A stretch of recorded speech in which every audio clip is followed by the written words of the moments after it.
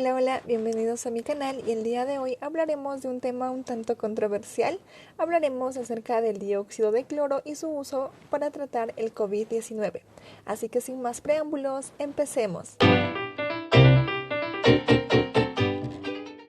Empecemos con un poco de la historia del dióxido de cloro, pues esta sustancia no es un descubrimiento reciente, ni mucho menos es algo del siglo XX.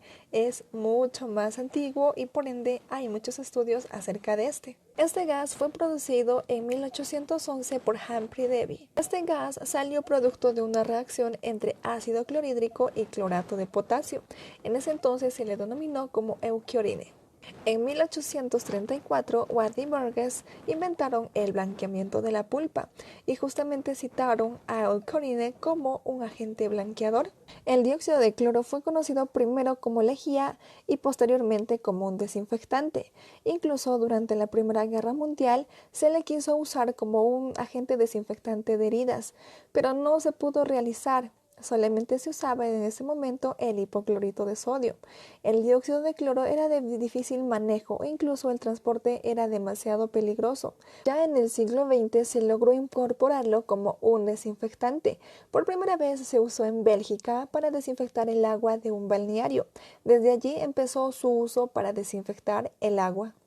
Aún así, su elaboración a partir del mineral clorato era un tanto dificultosa y obviamente el gas que salía era muy reactivo y explosivo. Entonces, gracias a las investigaciones de Olin Corporation, el dióxido de cloro fue capaz de obtenerse a partir de las sales de clorito, y esto era cada vez que tú lo necesitabas simplemente añadiendo un ácido encima.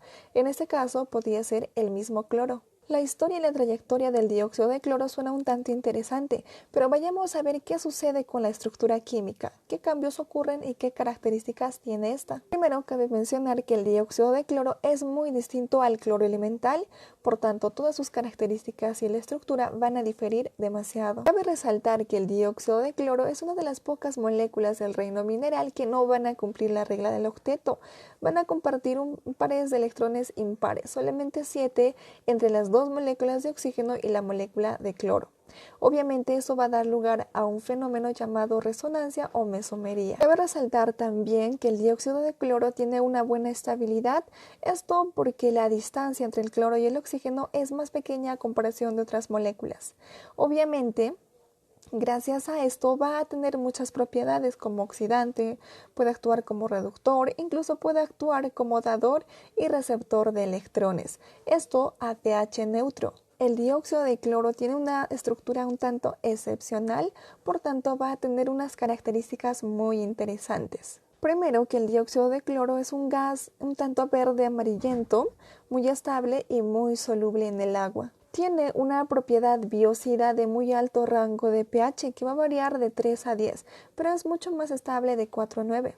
El dióxido de cloro es capaz de mejorar la calidad del aire en cuanto a las características microbiológicas que pueda tener y algunas características organolépticas, porque va a quitar olores y sabores que pueda haber adquirido durante el transcurso, incluso por oxidación tanto de hierro como de magnesio. Una característica del dióxido de cloro es que es muy sensible a los rayos ultravioleta.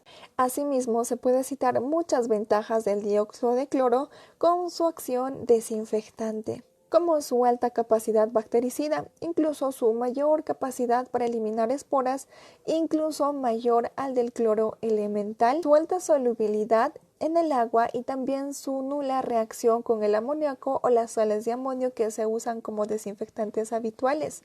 Así también es capaz de remover los óxidos de hierro y de magnesio. Como hemos visto, tiene muchas actividades como desinfectante y muchas propiedades, pero realmente ¿cómo es que actúa? ¿Cómo es un mecanismo de acción para eliminar a las bacterias, esporas y a los virus?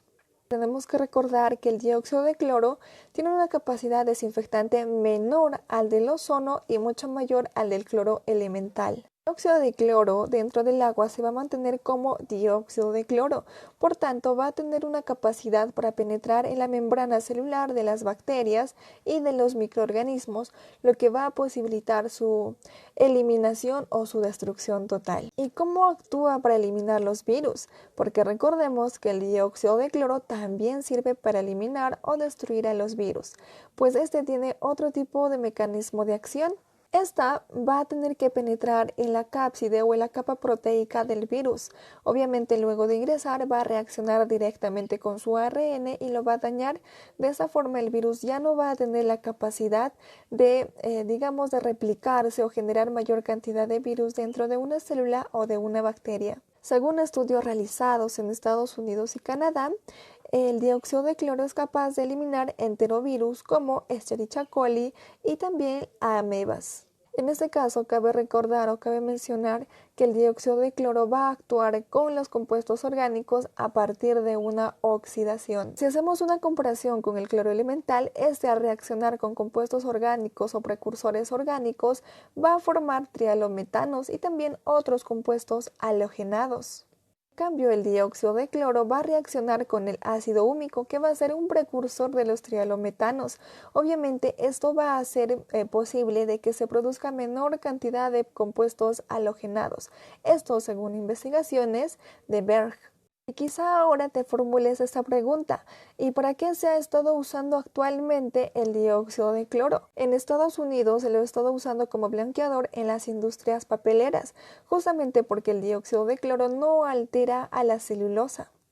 Del mismo modo se lo ha estado usando mucho en la industria textil, también como blanqueador porque tampoco daña el poliéster, el algodón o cualquier otro material utilizado. También se lo ha usado mucho como desinfectante del agua en más de 500 instalaciones en Estados Unidos y en Europa. Obviamente porque tiene muy buenas propiedades, le quita el olor y mal sabor al agua que van a consumir. Del mismo modo va a eliminar todo tipo de microorganismos, tanto protozoos, bacterias, incluso los virus. Cabe mencionar que justamente el dióxido de cloro ha demostrado una gran eficacia contra todos los virus en los cuales se ha analizado. Otro uso que le han dado es como blanqueador de las grasas o sebo de los animales, justamente porque ese no ataca los antioxidantes naturales de estas grasas y obviamente va a hacer que se prevenga la ranciedad de estos productos. Este sebo se ha utilizado para elaborar la gama más alta de jabones. Del mismo modo, se la ha utilizado mucho en la industria de harinas para blanquearlas, justamente porque esa no ataca a los antioxidantes que ya existen dentro de este producto. Pero ojo, hay que tener en cuenta que en otras investigaciones realizadas, el dióxido de cloro es capaz de oxidar al tocoferol o vitamina E. Y acá viene la gran duda: ¿qué daños causa los productos o alimentos tratados con el dióxido de cloro a nuestro organismo? Tenemos que pensar en las harinas que han sido blanqueadas y ojo también que también se utiliza para desinfectar lo que son productos cárnicos. Se han realizado muchas investigaciones. La primera fue en ratas. Utilizaron 200 miligramos por litro de dióxido de cloro y se alimentó con esta concentración a una harina tratada a las ratas por muchas semanas. Entonces, al final del estudio, las ratas no presentaron ningún tipo de intoxicación, incluso muchas generaciones después. Otra investigación fue realizada a 500 miligramos por litro. Esta investigación se realizó en cachorros, donde tampoco se evidenció ningún tipo de intoxicación. En 13 sujetos humanos a los cuales se les administró la harina tratada con 400 miligramos por litro de dióxido de cloro. Esta investigación duró 6 semanas. Obviamente, al final del experimento, los sujetos no presentaron ningún síntoma visible ni palpable de intoxicación. También se realizó esta investigación en aminoácidos. Se evaluaron 21 aminoácidos, de los cuales solamente se reaccionaron. Esos fueron la histidina, cistina, la hidroxiprolina, la prolina, la tirosina y obviamente el triptófano. Obviamente, como hemos visto, el dióxido de cloro tiene una gran trayectoria como desinfectante. ¿Y cuánto de esta se utiliza en el agua o a qué concentración la encontramos? Pues en el agua la encontramos en la concentración de 1 parte por millón. La FDA, la agencia que regula la administración tanto de alimentos como medicamentos, aprobó el uso de dióxido de cloro para la desinfección de productos cárnicos como el pollo, la res, frutas y verduras. Muchos investigadores han promocionado el uso del dióxido de cloro como un agente desinfectante muy potente por sus propiedades. Uno de ellos es Machelane, que cita lo siguiente. Él dice que se puede usar el dióxido de cloro para desinfectar tanto productos cárnicos, verduras y frutas, porque este no altera las propiedades organolépticas ni nutritivas de estos alimentos. Del mismo modo, no ha presentado signos de intoxicación. Asimismo, nos da unas concentraciones las cuales podríamos utilizar tanto por inmersión o por exposición a este gas. En el caso de las inmersiones podemos utilizarlas de 50 a 100 miligramos por litro y la exposición al aire puede ser de 1000 a 3000 miligramos por litro. Pero a pesar de sus propiedades desinfectantes y algunas propiedades muy buenas a diferencia de otros productos que sí se usan, este nunca ha ingresado al sector de salud. Tampoco se han realizado investigaciones en humanos para tratar algunos males o patogenias en humanos. Esto se debe a dos motivos o dos razones. Una de ellas es porque en grandes cantidades nos va a causar un edema pulmonar que nos puede llevar a la muerte. Y el segundo motivo del por qué no hay investigaciones es porque se trata de una sustancia que ya es demasiado conocida, que se ha descubierto hace muchos años. Entonces, de esta manera, las empresas o industrias que se dediquen a investigarla no sacarían ningún beneficio de patente.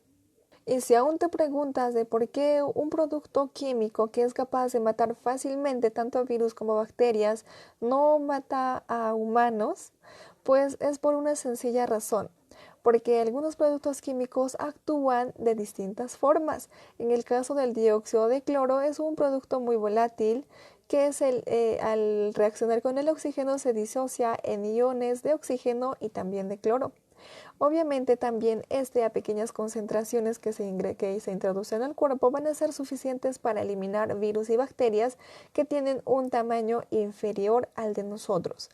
De otro modo, también encontramos dentro de nuestro cuerpo muchos agentes antioxidantes. Uno de ellos va a ser el glutamato, que va a ser un antioxidante endógeno que ya lo tenemos y el que es el que nos protege de la mayoría de radicales libres. Lo más cerca que podríamos tener el dióxido de cloro para uso en humanos sería en su presentación de enjuague bucal.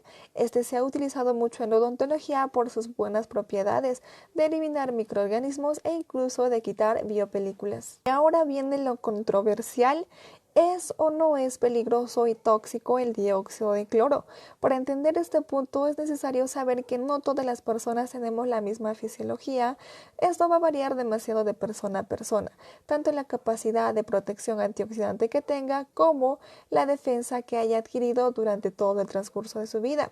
¿Por qué existe este tipo de variación? Justamente porque tenemos variación de alimentación, de etnia, de raza, del lugar donde vivimos, incluso del tipo de estilo de vida que hayamos llevado durante todo el transcurso de nuestra vida.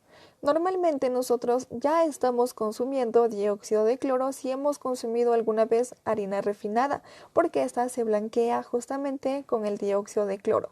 Y también en algunos lugares que se ha utilizado el dióxido de cloro para tratar las aguas, para mejorar la calidad de estas. Entonces, ¿por qué no hemos sufrido ningún tipo de intoxicación? Porque el dióxido de cloro ha ingresado en una mínima cantidad y como este es volátil, no es posible que nosotros acumulemos una cantidad tóxica. Pero ¿qué sucede si yo por alguna razón o motivo inhalo o consumo una cantidad mayor? Obviamente va a actuar de forma tóxica. Los primeros síntomas que podría sentir va a ser falta de aire y obviamente un edema pulmonar que te puede llevar a la muerte. Si te preguntas por qué tienes esta falta de aire o baja capacidad de respirar, justamente es porque el dióxido de cloro va a afectar a la capacidad de la sangre en su acción de transportar el oxígeno. De esta forma nos da la sensación de falta de aire o de casi nulo ingreso de oxígeno a nuestros pulmones. Como nos topamos contra una sustancia muy tóxica, se ha regulado la cantidad que puede ser consumida por el ser humano, tanto en aire como en agua. En el aire es aceptable 0.1 una parte por millón, que es algo muy chiquito, y en el agua simplemente no mayor a 1 miligramo por litro. A pesar de que tras 5 décadas el dióxido de cloro no ha mostrado efectos adversos a nuestra salud, incluso en pruebas in vitro, no se ha logrado incorporar en la salud. Existe una prueba in vitro que se realizó en tejido celular en un pedazo de tejido celular al cual se le inoculó con una especie de virus HIV. Obviamente a este se le hizo un tratamiento con dióxido de cloro. Luego de esta investigación se notó que las células no estaban tan dañadas, pero el virus sí había sido erradicado. Y ahí se notó la diferencia entre el dióxido de cloro y un antiviral común, porque los antivirales comunes sí actúan como citotóxicos, es decir, que van a matar tanto al virus como también a las células. A pesar de que existe toda esa prueba científica in vitro, aún no se ha logrado introducirlo en el sector salud por la falta de pruebas o investigaciones in vivo. Obviamente las fases preclínica y fases clínica. Actualmente se ha visto muchas publicaciones tanto en Facebook, en YouTube, en Instagram, en todas las redes sociales de el uso del dióxido de cloro para tratar el COVID-19. Hay personas que dicen que se han curado de este mal tras el uso del dióxido de cloro, pero también se ha visto que el Ministerio de Salud y las autoridades sanitarias han salido a exponer las reacciones adversas o posibles toxicidad de este producto. Obviamente el personal de salud se preocupa por nosotros y obviamente sí puede haber ese caso de toxicidad, pero va a depender mucho de dos casos, de cómo estemos nosotros en el caso de protección antioxidante y también de la dosis que vayamos a utilizar. La principal razón por la que las autoridades sanitarias no han logrado introducir el dióxido de cloro como tratamiento del COVID-19 es porque no existen pruebas científicas que comprueben o prueben la eficacia de este contra el COVID-19. Pero también cabe recordar que no existe ninguna prueba o investigación que diga lo contrario. Ahora que has llegado hasta esta parte del video, ya puedes sacar tus propias conclusiones con relación al uso del dióxido de cloro para tratar el COVID-19. Y así llegamos a la parte final de este video, esperando que este video te haya gustado, te haya sacado alguna duda, y si tienes aún más dudas puedes hacérmelo saber acá abajo en los comentarios, yo les estaré leyendo y respondiendo. Y si el video te ha gustado, no te olvides de darle un like, una manito arriba. Y si aún no te has suscrito a mi canal, te invito a hacerlo en este momento. Así que sin más, nos vemos en un siguiente video. Chao, chao.